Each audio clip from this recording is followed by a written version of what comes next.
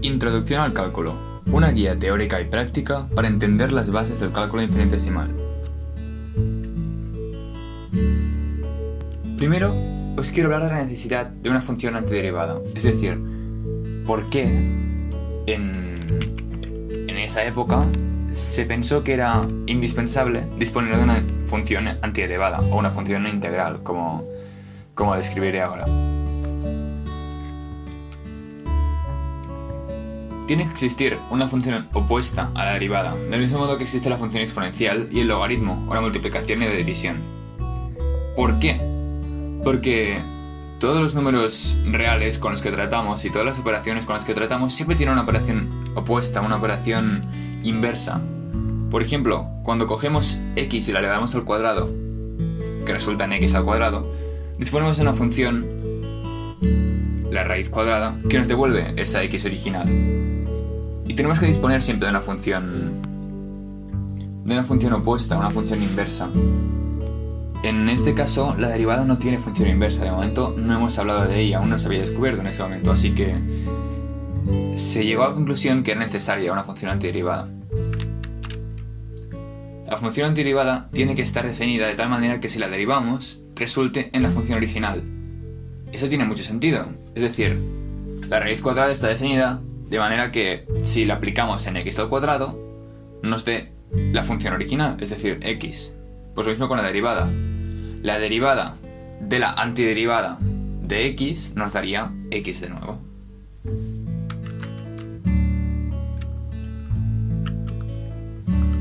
Hablemos ahora del cálculo de áreas bajo curvas.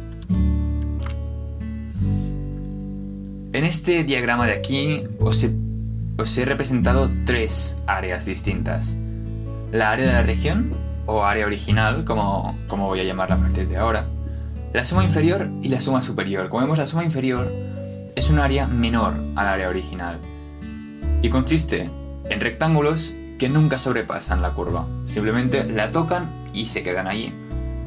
Con la suma superior pasa exactamente lo contrario. Los rectángulos, es decir, toda la base superior está por encima de la curva.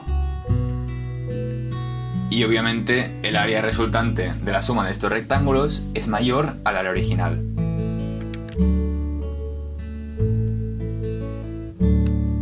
Entonces, al área original la llamaremos S. S mayúscula en este caso. Al área inferior la llamaremos S minúscula sub 1. Y al área superior la llamaremos S mayúscula sub 1. Es muy importante que os quedéis con esta nomenclatura, ya que la vamos a usar ahora en la deducción de la función antiderivada o integral.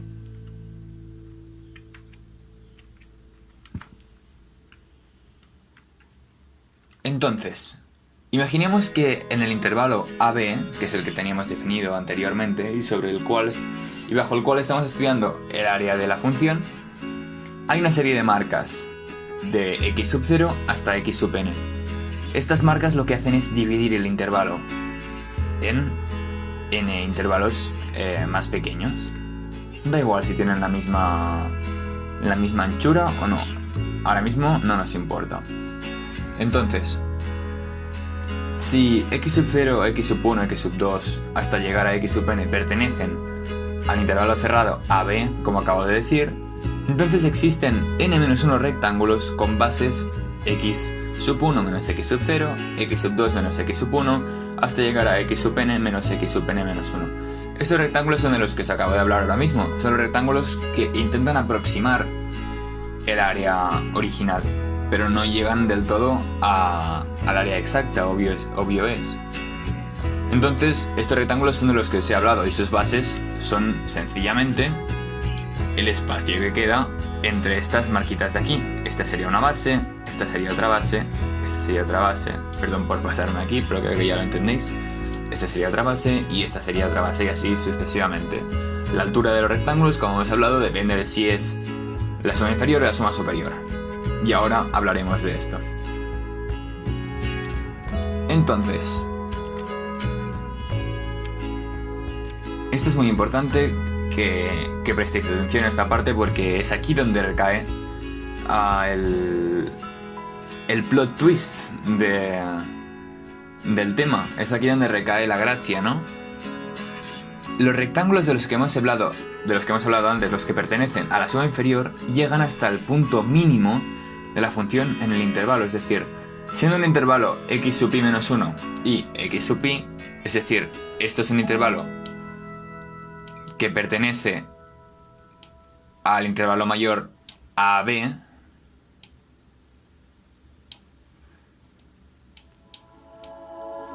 y aquí habría un rectángulo, pues el rectángulo de la suma inferior llegaría hasta este punto de aquí, que es m minúscula sub i. Ese rectángulo llegaría hasta aquí, pero el rectángulo de la suma superior llegaría hasta aquí arriba, que es el punto máximo de la función, es decir, m mayúscula sub i en el intervalo x sub i menos 1, x sub i. Creo que este es bastante fácil de entender. Simplemente, pues hay dos tipos de rectángulos dependiendo del tipo de suma que se trate. Si es la suma inferior, el rectángulo llega hasta el mínimo de la función en el intervalo, y si es la suma superior, llega hasta el máximo. Es bastante fácil y creo que se ve bastante bien con este dibujo. Y ahora ya pasemos a las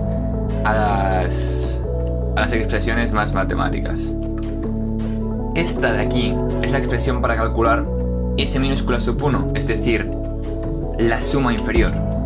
Y si os parece muy complicado, quiero que observéis esto conmigo con un poco de calma, ¿vale? Porque realmente no es nada complicado. Esto de aquí, x sub i menos x sub i menos 1, es el área, es la base del rectángulo. Y es de lo que hemos hablado en la parte anterior. Y esto de aquí, m sub i, es el mínimo de la función en el intervalo, es decir, la altura del rectángulo.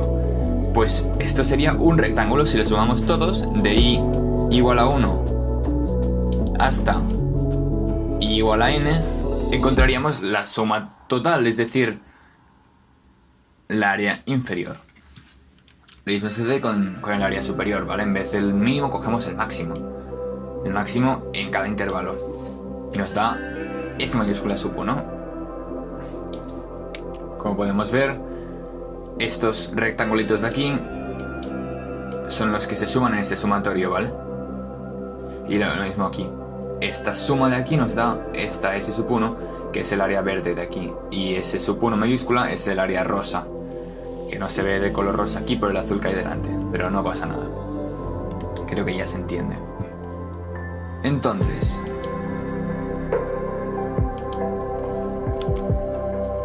¿qué sucede si en vez de tomar n divisiones tomamos, por ejemplo, 2n o n al cuadrado o un número mucho mayor que n? Pues que encontraremos otra s minúscula, en este caso s sub 2, que será mayor que s sub 1. ¿Y por qué? Volvamos al dibujo anterior. Si nos fijamos aquí, en la suma inferior, si cogiéramos rectángulos más pequeños, ¿qué sucedería? Sucedería que nos acercaríamos mucho más a la curva. Esto es bastante intuitivo y no le voy a dar muchas vueltas, pero como os he dibujado aquí en estos pequeños dibujos con el rotulador rojo, se ve bastante bien que estaríamos sumando área. O sea, el área inferior se acercaría más al área original. Y lo mismo sucede con s mayúscula sub 1, que estaríamos restando trocitos de área. En este caso se restarían trocitos así, y un trocito de aquí, y un trocito de aquí, y esos trozos serían fuera. Este de aquí también, y lo mismo sucedería con este de aquí. Entonces podemos decir que el área se ha acercado más al área original, ¿vale? Por tanto, s sub 2 sería más pequeño que s sub 1. Y si siguiéramos dividiendo y dividiendo y dividiendo y aumentando y aumentando y aumentando este número de rectángulos hasta llegar luego a s sub i y luego a un número infinito de rectángulos, lo que sucede es que si tanto viniendo desde aquí como viniendo desde aquí llegaríamos a un mismo valor, que sería s, el área original. Está claro que con rectángulos infinitos la aproximación sería perfecta y por tanto habríamos llegado al área original, y esto es a lo que quería llegar. Con límites se ve bastante claramente. Si tomamos el límite de s minúscula sub k cuando k se acerca al infinito, nos da s, el área original, que es igual también a su vez a S mayúscula sub K cuando K se acerca al infinito. Obviamente infinito positivo, pero no lo he puesto porque es obvio que no puede haber partes negativas. Como vemos, acabamos de llegar a aproximar, incluso a igualar el área real bajo una curva a partir de límites. Esto se puede expresar de una manera bastante más simple que esta suma de aquí, pero es el concepto, ¿vale? Lo que importa. Esta base por altura, esta suma de bases por alturas se puede expresar de un modo distinto, que es el modo que os voy a enseñar ahora mismo.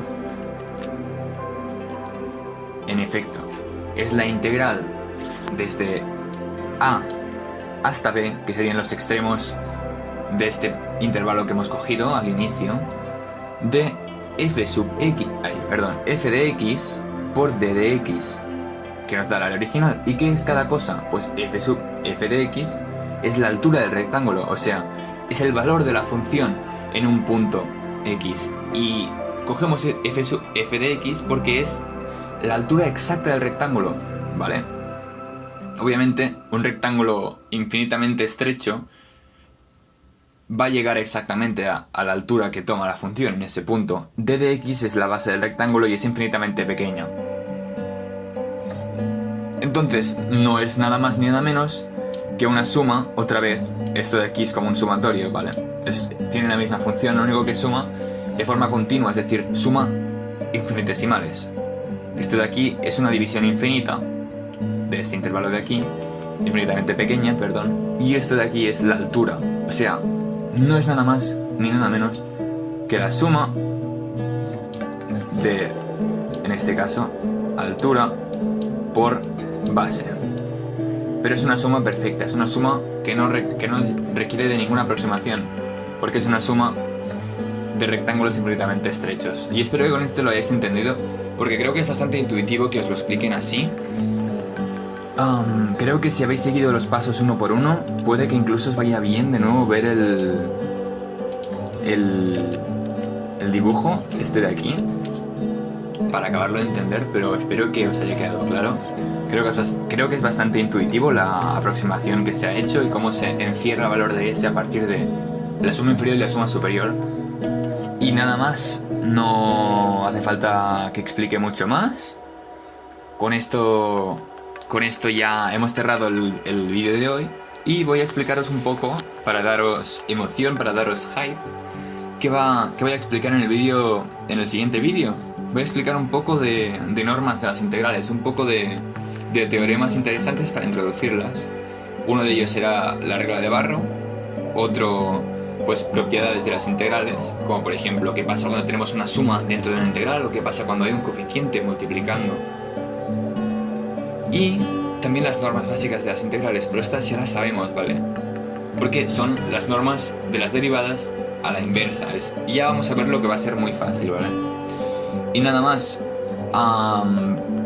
Para hablar de las integrales por partes y cíclicas ya lo haré en un vídeo posterior, pero también dentro de esta serie. Así que tened un poco de paciencia, que cuando salga el vídeo ya podréis mirarlo. Y esto es todo. Gracias por vuestra atención. Espero que os haya sido de utilidad este vídeo. Y como siempre os digo que si creéis que algún amigo o amiga o incluso profesor puede utilizar este vídeo, se lo recomendáis, se lo enviáis y ya está. Cuanta más gente tenga acceso a estos vídeos, mejor, porque mi objetivo es que todos podáis entender el cálculo desde el inicio, con las bases correctas y realmente lo entendáis y lo disfrutéis como yo lo disfruto y lo entiendo. Así que nada, hasta otra. ¡Chao!